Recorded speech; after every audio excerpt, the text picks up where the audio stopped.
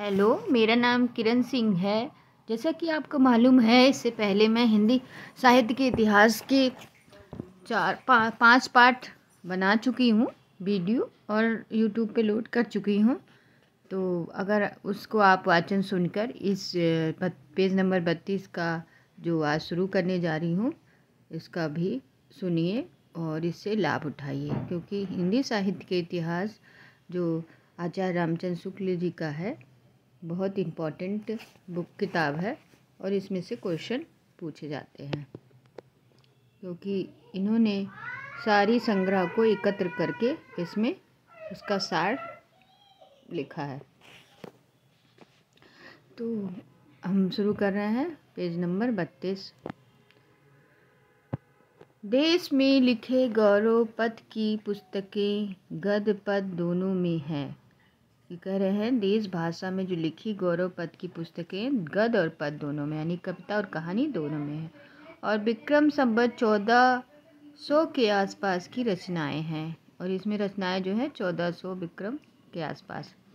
इनमें सांप्रदायिक शिक्षा है। इसमें क्या है? सांप्रदायिक शिक्षा है। जो पुस्तकें पाई गई हैं उनके नाम है, जो इसमें पुस्तकें पाई गई हैं देश भाषा में, उसके नाम है गोरख, गणेश, गोष्ठी, महादेव, गोरख संवाद, गोरखनाथ जी की 17 कला, गोरख बोध, तत् गोरख संवाद, योगेश्वरी साखी, नरवाई बोधा, विराट पुराण, गोरखसार, गोरखनाथ की बानी। तो कौन कौन सी रचनाएं हैं जो 1400 के आसपास है? सांप्रदायिक शिक्षा में पाए जाते गोरख, गणेश, गोष्ठी, जो किसमें है? देश भाषा में। दूसरा महादेव गौरव संवाद। तीसरा गोरखनाथ जी की 17 कला। चौथा गोरख बोध। पांचवा दत्त गोरख संवाद। छठवा योगेश्वर साखी। सातवां नरवाई बोध। आठवां विराट पुराण।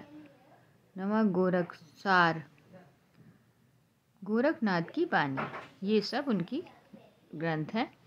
ये सब ग्रंथ गोरखनाथ के नहीं, इनके अनुयायी शिष्यों के रचे गए हैं। ये जो ग्रंथ है गोरखनाथ के लग रहे हैं, पर ये इनके शिष्यों के द्वारा रची गई है। गोरखनाथ के समय जो भाषा लिखने पढ़ने में व्यवहारत होती थी, उसमें प्राकृत या भ्रंश शब्दों का थोड़ा या बहुत मेल अवश्य रहता था। अभिक पुस्तकों में नरवाई बोध के नाम नरवाई नरपति कोष्ठक में मैं ही अभ्रंश का आभास है, में ही अभ्रंश का आभास है नरवाई बोध में। इन पुस्तकों में अधिकतर संस्कृत ग्रंथों के अनुवाद हैं। जो ये पुस्तक लिखी है तो अधिकतर संस्कृत के ग्रंथ थे, उनको अनुवाद कर दिए हैं अभ्रंश में। यह बात उनकी भाषा से के ढंग से ही प्रकट होती है। जो उनकी भाषा है उसमें लिखी से प्रकट होता है कि संस्कृत को अभ्रंश में कर दिया गया है। विराट पुराण संस्कृत के वैराट पुराण का अनुवाद गोरखपंथ के ये संस्कृत ग्रंथ पाए जाते हैं। सिद्ध सिद्धांत पद्धति, विवेक मार्तंड, शक्ति संग्रह तंत्र, निरंजन पुराण, वैराट पुराण, हिंदी भाषा में लिखी पुस्तकें अधिकतर इन्हीं के अनुवाद या सार हैं। हाँ, साखी और बानी में शायद कुछ रचनाएं गोरख की हों। पद का यह नमूना देखिए। साखी और बानी में ही कुछ रचनाएं गोरख की हों। स्वामी तुम्हारी गुरु को साई, अम्हे जो शिव शब्द एक बुझीबा, गिर रंगबेर चेला कूड़ विधि रहे सत्य गुरु हुई हैं पूछह कहे, अवबधु रहिया हाटे बाटे रूस विरास की छाया, तजिबा काम क्रोध लोभ मोह संसार की माया।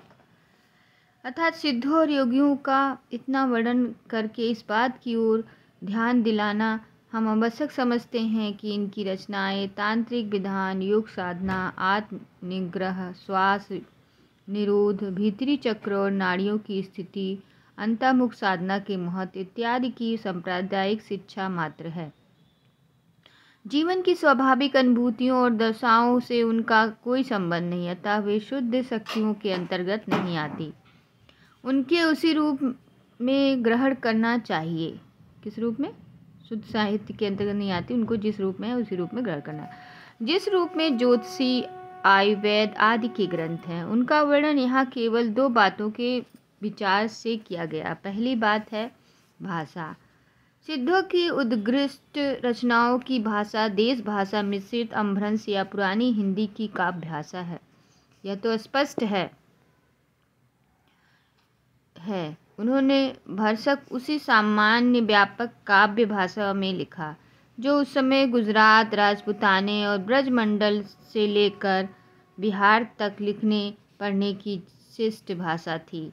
पर मगध में रहने के कारण सिद्धों की भाषा कुल पूर्वी प्रयोग भी जैसे माइले बुडली मिले हुए हैं। पुरानी हिंदी की व्यापक काव्य भाषा का ढांचा शोरसेनी प्रसूत अपभ्रंश अर्थात ब्रज और खड़ी बोली पश्चिमी हिंदी का था। यही ढांचा हम उत्कृष्ट रचनाओं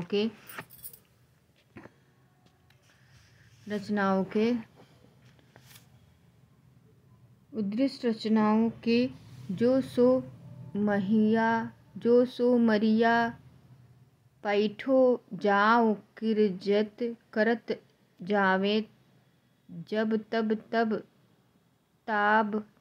तक तामिस तब तक माई कोई इत्यादि प्रयोग में आते थे। माई कोई ये प्रयोग मगधी प्रसूत पुरानी बांग्ला नहीं, शोरसेनी प्रसूत पुरानी पश्चिमी हिंदी है। कहा है माई कोई, ये सब शोरसेनी पश्चिमी हिंदी है। जावा खिंचाई करत जावे जो सो मरिया सब कौन सी भाषा है?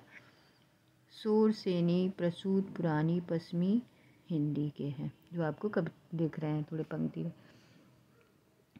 सिद्ध कडप्पा की रचनाओं को यदि हम ध्यानपूर्वक देखें तो एक बात साफ झलकती है, वह यह कि उनकी उपदेश की भाषा तो पुरानी टकसाली हिंदी का भाषा है, पर गीत की भाषा पुरानी बिहारी या पूर्वी बोली मिली। यही भेद हम आगे चलकर कबीर की साखी रमैनी गीत की भाषा में पाते हैं। साखी की भाषा तो खड़ी बोली राजस्थानी मिश्रित सामान्य भाषा साधु कड़ी है, पर रमैनी पदों की भाषा में काव्य की ब्रज भाषा और कहीं कहीं पूर्वी बोली भी है। सिद्धों में सरह सबसे पुरानी अर्थात विक्रमी संवत 690 के है, अतः हिंदी काव्य भाषा के पुराने रूप का पता हमें विक्रमी के 7वीं शताब्दी के अंतिम चरण में लगता है। दूसरी बात है सांप्रदायिक प्रवृत्ति और उसके संस्कार की परंपरा ब्रजयानी सिद्धों के निम्न श्रेणी की प्रशिक्षित जनता के बीच किस प्रकार के भावों के लिए जगह निकाली, यह दिखाया जा चुका है। उन्होंने बाह्य पूजा, जाति पात, तीर्थयाटन इत्यादि के प्रति उपेक्षा बुद्धि का प्रचार किया। रहस्यदर्शी बनकर शास्त्रज्ञ विद्वानों का तिरस्कार करने और मनमाने रूपक के द्वारा अटपटी बानी में पहेलियां बुझाने का रास्ता दिखाया। घट के भीतर चक्र नाड़ियों, शून्य देश आदि मानकर साधना करने की बात फैलाई और नाद, बिंदु, सुरति, निरति ऐसे शब्दों की उद्धारी करना सिखाया।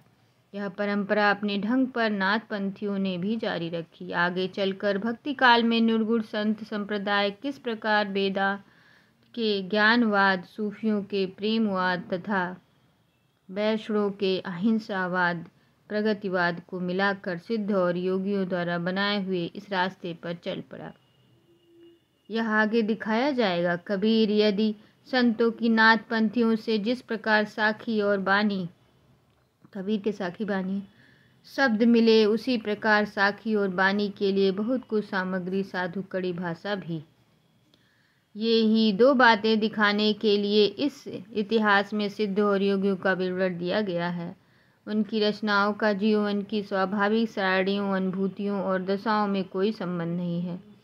वे सांप्रदायिक शिक्षा मात्र हैं, अतः शुद्ध साहित्य की कोटि में नहीं आ सकते।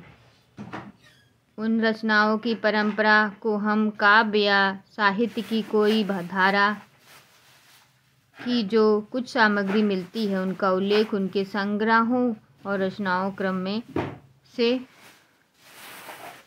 करते हैं। हेमचंद गुजरात के सोलंकी राजा सिद्धराज जयसिंह।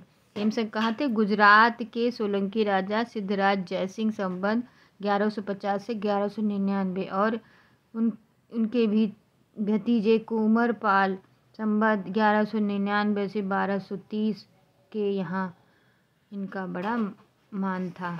तो कहाँ थे हेमचंद? गुजरात के सोलंकी राजा सिद्धराज जयसिंह के। तो गुजरात के थे हेमचंद। सिद्धराज जयसिंह के भतीजे कुंवरपाल के यहाँ इनका बड़ा मान था। अपने समय की सबसे प्रसिद्ध जैन आचार्य थे। हेमचंद कौन आचार्य थे? जैन आचार्य। तो नमस्कार, आगे वीडियो आगे बाद में तो आशा करती हूँ आप इसको सुनेंगे और आप